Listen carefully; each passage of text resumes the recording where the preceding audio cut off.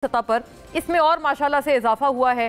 जो क्या कहते हैं हॉल ऑफ शेम में जो भारत ने अपनी तस्वीर लटका दी है उसमें और इजाफा होता जा रहा है। It's a day by day shameful series of events जिससे भारत को गुजरना पड़ रहा है। अब बांग्लादेश ने भी भारत को खबरदार कर दिया है कि अगर आप ऐसा कुछ करते हैं और कोई पाकिस्तान पे अगर हमला होता है भारत की तरफ से तो वो तमाम जो स्टेट्स हैं जो बांग्लादेश के साथ भारत की जुड़ती हैं हम उन पे हमलावर हो जाएंगे। तो वो उनकी तरफ से भी बहुत कड़ी वार्निंग इंडिया को मिल चुकी है।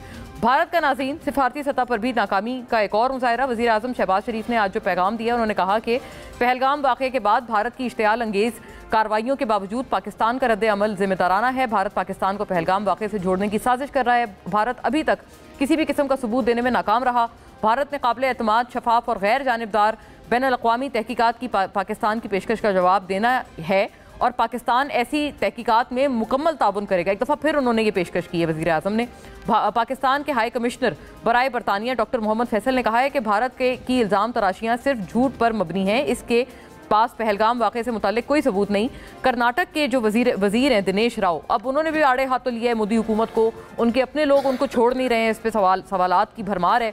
उन्होंने कहा कि नरेंद्र मोदी पर शदीद तनकीद करते हुए कहा कि मोदी ने 2019 के पुलवामा और 2002 के गुजरात फसादात जैसे अलमनाक वाक़यात को इलेक्शन जीतने के लिए इस्तेमाल किया और अब वो बाहर के आइंदा इंतखाबात जीतने के लिए पहलगाम दहशतगर्दाना हमले का फ़ायदा उठा रहे हैं। भारतीय पंजाब के साबिक वज़ीर आला ने भी मोदी हुकूमत को ना छोड़ा।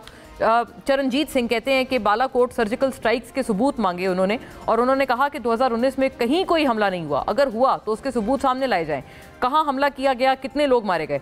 दूसरी जानिब भारत ने IMF से नाजरीन, अब ये एक एक्चुअली चीज़ है जो भारत अपनी जारियत से और अपनी गीदड़ भपकियों से पीछे हट के मिनिमाइज होकर यहाँ आ गया है कि अब वो फाइनेंशियली पाकिस्तान को टफ टाइम देने के लिए अपने अज़ाइम को आगे बढ़ा रहा है। भारत ने IMF से मुतालबा किया है कि पाकिस्तान को दिए गए कर्जों का असर नौ जायज़ा लें और पाकिस्तान को फराहम करदा फंड्स और कर्जों पर नजरसानी करें। जबकि IMF ने भारत को उन्होंने भी उनको झंडी करा दी। उन्होंने कहा, उनकी जानिब से कहा गया कि पाकिस्तान की इमदाद रोकने का मुतालबा नज़रअंदाज कर दिया गया और IMF हुकाम ने यह कहा है कि एग्जीक्यूटिव बोर्ड का इजलास 9 मई को अपने शेड्यूल के ही मुताबिक होगा।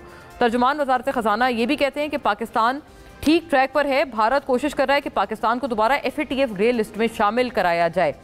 इस मामले पे बात करेंगे और इसको थोड़ा पिवट और हिंच करने की नाजरीन लोकल इंटरनल अपनी जो सियासत है उसके साथ हमने एक बात की है इब्तिदा में भी कि हम उसको वहाँ पर एक हिंच करके देख रहे हैं।